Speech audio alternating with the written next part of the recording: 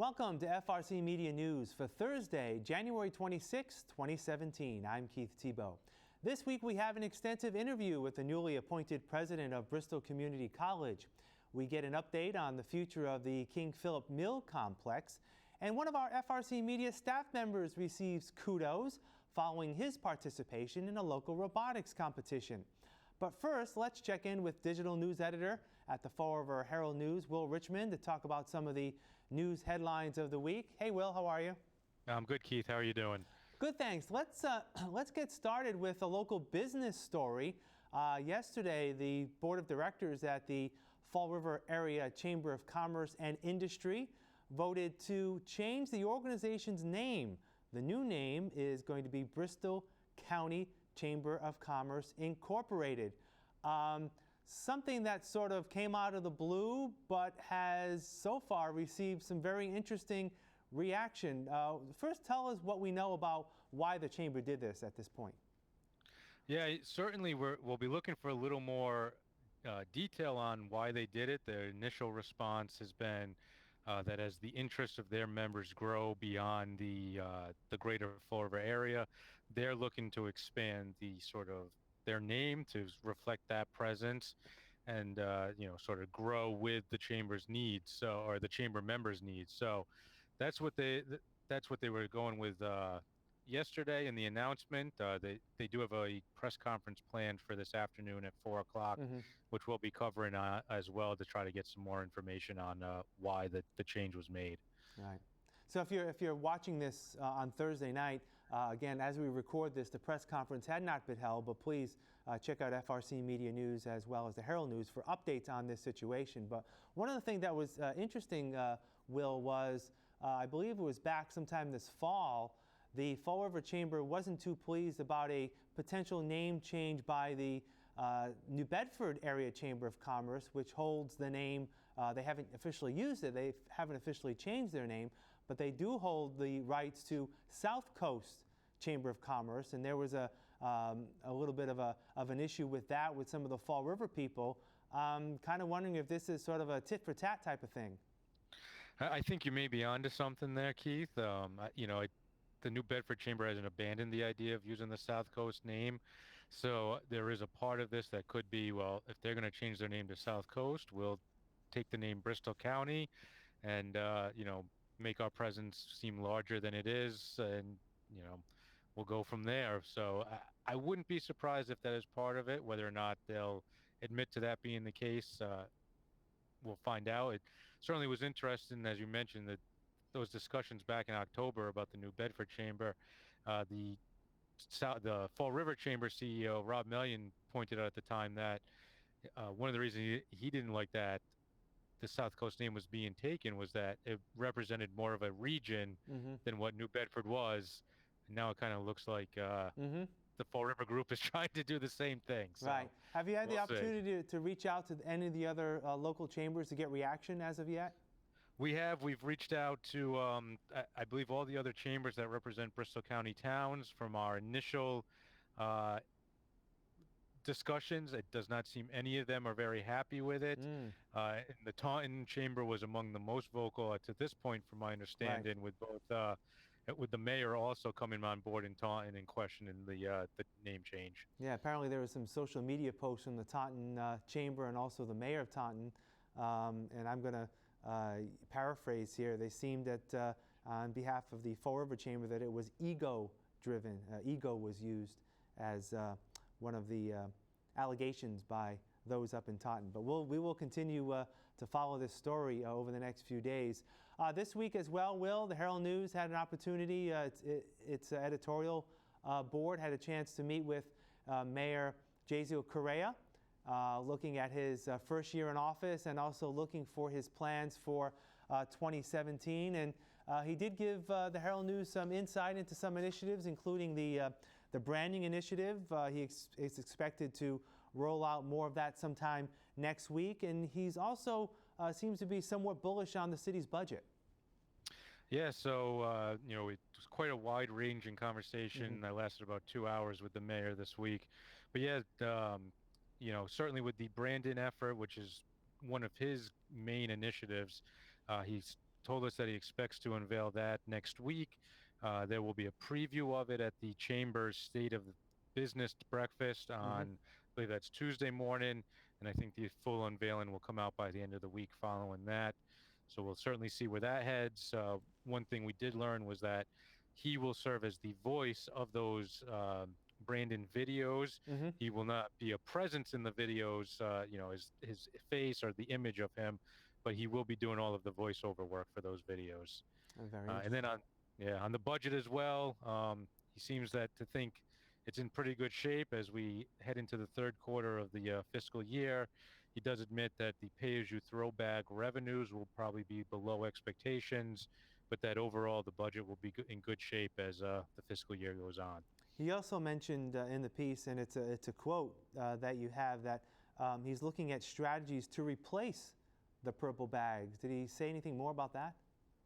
And at this point, no. Certainly, the city is coming close, and I think he's got a March date in mind for the beginning of the recycling transfer station that Right. would be privately operated, but on city property. So that may play into it as well. I think they are still trying to explore whatever options they may have on the trash matter before rejecting pay-as-you-throw completely. Mm, But I think that's still part of the process going forward as they start heading mm, into the budget planning for the next fiscal right. year. And the mayor also mentioned that he plans on giving a State of the City address sometime in February. All right, Will, what's on the docket at the Herald News over the next few days? Sure. This weekend, we actually are beginning an ongoing series that we're going to be doing for the next couple of months, looking at the city's homeless situation. Hmm. We had the fortune this week of going out as they did the point in time count to try to get a good grasp on how many homeless people there are in the city.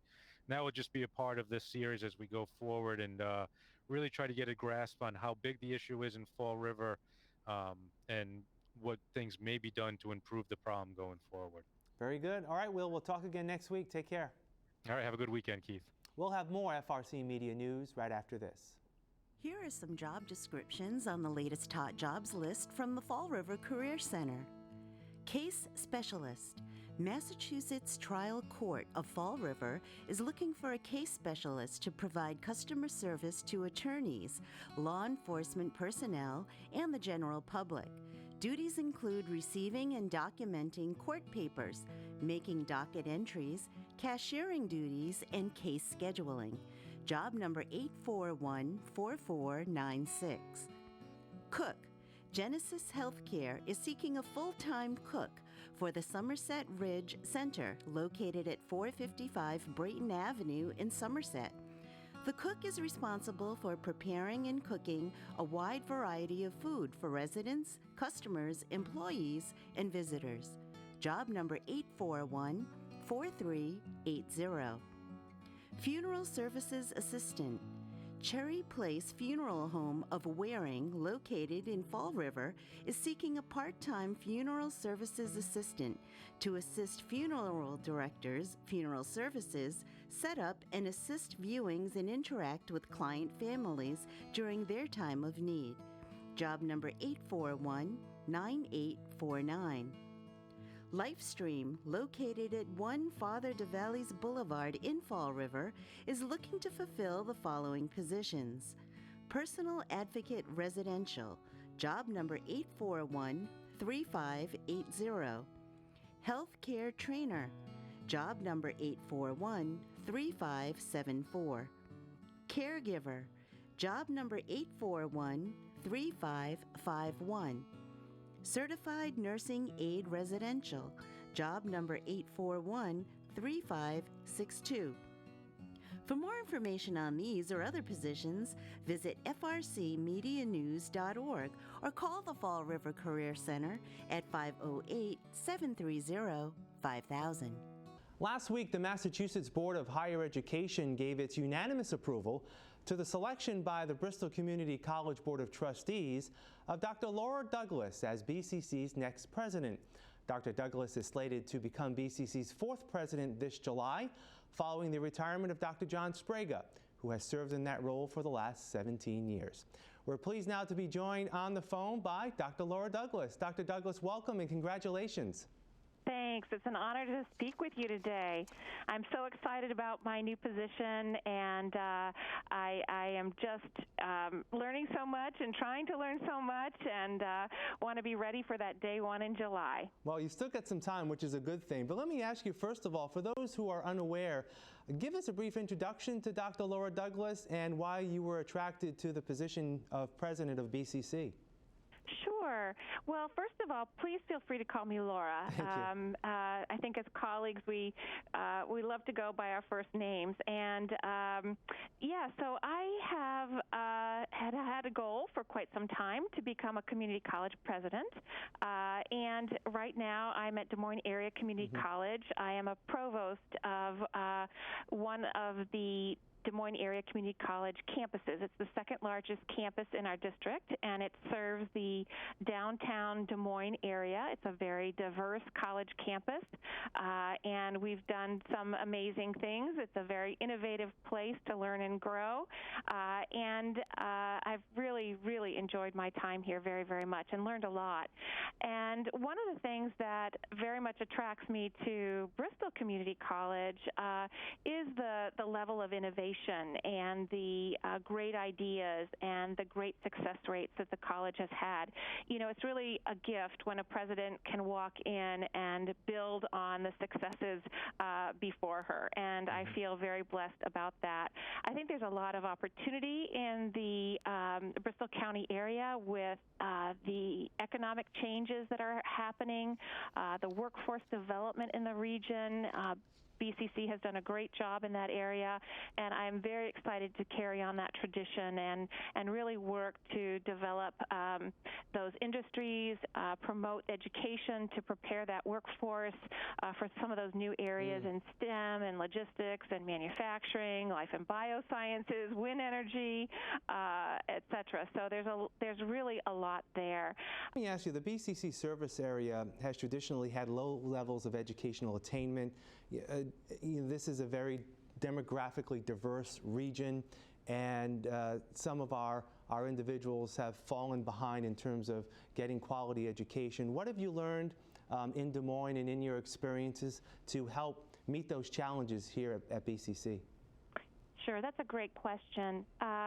We've been very innovative here in Des Moines, and we've had to be because we face the same challenges. Our students who are coming from specific ethnic groups, low income, students with disabilities, students who have maybe limited English proficiency, those are great examples of students in our area who have found it very difficult to get to college, maybe even graduate from high school, and also complete college. So we've done a lot of work in helping our high school age students and their families understand the importance of college. We do a lot of special outreach. We have, I think, refined this strategy of what we call family nights. We have a Latino family night, Asian Pacific Islander family night, and an African family night every year. We've been written up on our successes with those programs. We're planning for African family night right now, which will happen next month. We'll have 150 or more African people, new Iowans from African nations come, maybe representing 24 or 25 different nations, and we will help them understand why school is important, why college is important, why DMAC, why the community college plays such a pivotal role. Because these are families, all of these groups share something very much in common. They expect their children to help support the family, and they expect their children to help send money back to their relatives in their home countries. And so they often think, well, how can they go to college? They need to work. They need to help support the family. And what we lay out to the parents and sisters and brothers and everybody is, what will a college degree do for you? So if you're making minimum wage, or let's even say $8 or $9 an hour, this is what you make in the course of the year without any benefits. But with a community college degree, your starting salary is going to be about in the $40,000 range, depending, of course, on the pathway, the degree. But all of a sudden, the light bulb goes off, and we say, you can do this part time, and you can get financial aid to do this, and you can. And in no time, you'll be earning at such an important rate, and you'll have a 401k, and you'll have health care benefits, and your employer may also then give you tuition benefits to allow you to continue and finish that bachelor's degree if that's your goal. Right. It's the snowball effect. So that's one of the things that we've done very successfully as a really good example of just, we don't often in higher education take the time to tell people how it works, and let them know that there's a limit on Pell Grants, the federal financial aid, and how do they manage that. And that kind of dovetails into another strategy that we use. We do a lot of proactive advising with our students. Right. So our students have one advisor throughout their entire college experience at DMAC, and at my campus anyway, at the urban campus. And then we also help them with the financial aspect of how are they going to afford college, and if their goal is to continue on, how do they manage that? So do they really need to take all those use all those Pell dollars? Do they really need to take out all those loans? So we do a lot of work like that to really help them get to their end goal and complete college. Right. Let me ask you, tell us your approach in creating a culture in which community college are viewed as a viable first step in higher education rather than a last resort. There's there's that stigma of community college. How have you dealt with that? Yes, we often get that. So often people call us the stepchild in higher education, and I think we've been very successful in trying to bust that image. Certainly, our family nights are a really good way to do that, and because we show them how that savings can be done, and we also talk about critical success factors. So with our legislators and when we're doing our outreach in the community, we often talk about what you need to do in high school in order to be successful and graduate with a college degree. And a lot of people don't understand that when you attend a community college, you have a greater chance of graduating from a four-year institution. And when we tell parents and we tell the students that, the light bulb goes off, and they say, well, why is that? And we say, well, for a lot of different reasons. One, we have smaller class sizes. You'll have much more individual attention.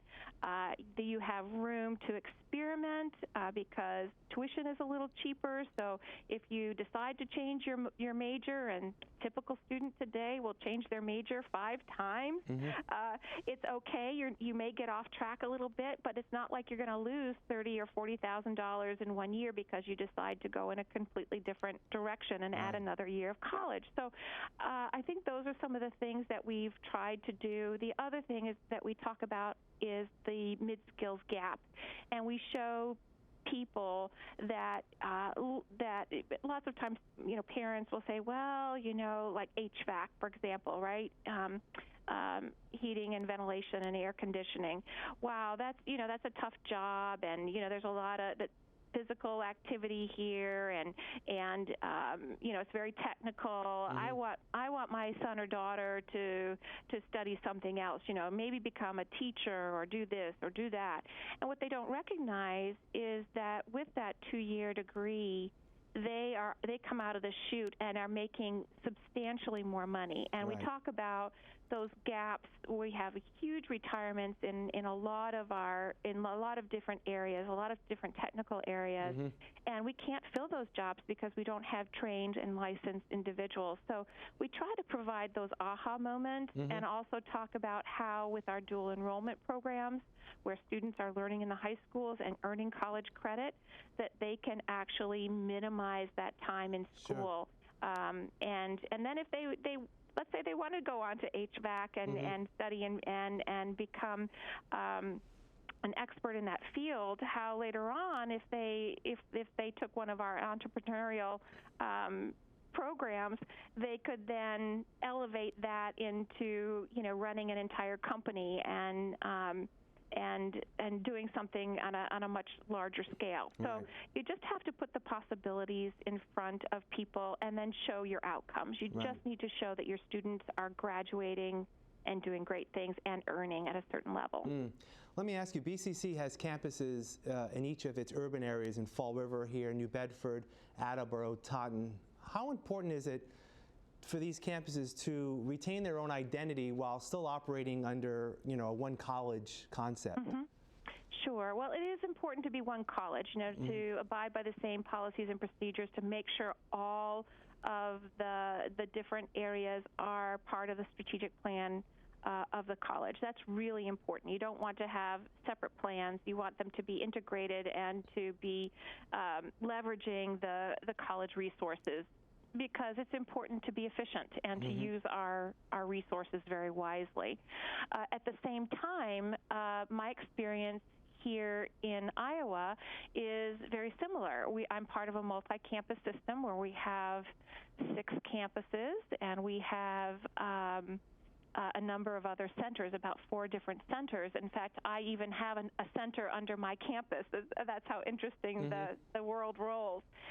But if we were to do business in the same way at my campus as we did, let's say, in Boone, Iowa, then we would not be successful in meeting the needs of our community. Right. So in my community, where students are graduating from public school, where the majority of students are free and reduced lunch, they may come from a English as a second language background, that's really going to shape and inform what I'm doing at my particular campus. And so looking at those individual needs, making sure that the environmental scanning is not just on the county level and how we're serving the county of Bristol County, but also how we are serving those individual communities with their unique needs. Well, Dr. Laura Douglas, we appreciate your time. Congratulations once again, and I look forward to meeting you in person sometime early this summer. Thank you for joining us. Thank you so much. This was delightful.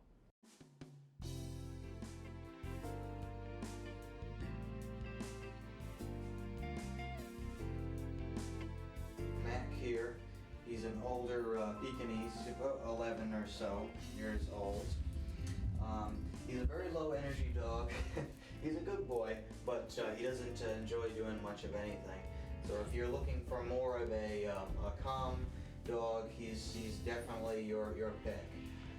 He sleeps a lot, but he will be willing to snuggle if you go over and collect him. So if you're looking for that sort of thing, you can come down and meet him. I'd like you to meet Honey today. Honey came to us a few months ago. She's been around the block a few times. She's got little bumps and bruises that aren't going to ever go away. Her ear is torn from her life out on the streets.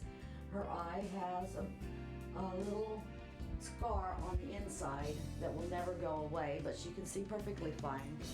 She's about 3.5 years old, and she's quite playful, but she doesn't like the other cats too much. Don't know how she's going to do with dogs, but I know she doesn't like the other cats too much. But she's quite the loving cat, and she can play too. She said she's good with playing too, but she likes attention more than play. If you want to come and meet her, come to Forever Paws. We're located at 300 Linwood Street in Fall River. Our phone number is 508-677-9154. The fire-ravaged King Philip Mills complex on Kilburn Street was back in the news this week. The abandoned complex is still considered a safety hazard for local residents. State Representative Alan Sylvia, who also serves as president of the South End Neighborhood Association, talked to FRC Media News this week about the possible demolition of the complex. We may be calling an emergency meeting to meet that developer to discuss the possibilities of development of that site. Demolition bids, there's an RFP for demolition that came out today. We know that the lease is $1.7 million. There was some talk in the past, well, they'll demolish this for free. Well, nothing's for free because the lowest bid is $1.7 million, which is totally out of the question. City can't afford $1.7 million. And so we're going to be moving in this new direction. We're I'm communicating with the mayor weekly on the issue and the city administrator. BCC was the site of a VEX robotics competition over the weekend, organized by the college's Associate Dean of STEM, Megan Abella Bowen. She says these events encourage youngsters to creatively display their robotic skills and relies on the participation of a number of dedicated volunteers. Among them, our own FRC Media Assistant Director Steve Rice, who was honored for his dedication to the competition.